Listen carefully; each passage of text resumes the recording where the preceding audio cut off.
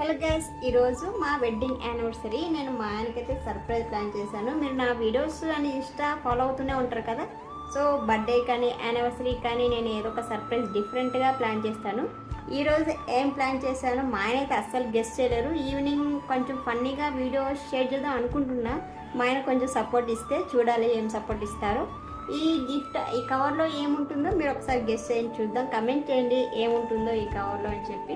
నాకు తెలిసి మీరు కూడా గెస్ట్ చేయలేరు. సో అలా ఉంటుంది ఈ సర్ప్రైజ్. ఈరోజు వైఫ్ అండ్ హస్బెండ్కి ఒక మంచి టిప్ చెప్తా చూడండి. మీరు గిఫ్ట్స్ ఇచ్చేటప్పుడు గిఫ్ట్సే కాకుండా ఇలా లెటర్ రూపంలో మీ ప్రేమను వ్యక్తం చేస్తే అంతకన్నా మంచి గిఫ్ట్ ఇంకేమీ ఉండదు. నేనైతే అలానే చేస్తున్నాను. నాకు కోపం వచ్చినా ప్రేమ వచ్చినా ఇలా లెటర్ రాసి మా ఆయనకి ఇస్తూ ఉంటా. ఇంతకన్నా మంచి గిఫ్ట్ ఏ షాప్లో దొరకదు. ఈరోజు మా ఆయన నా కోసం మంచి క్వైట్ అయితే రాశాడు గాయస్. చాలా నవ్వు అనిపించింది నాకైతే.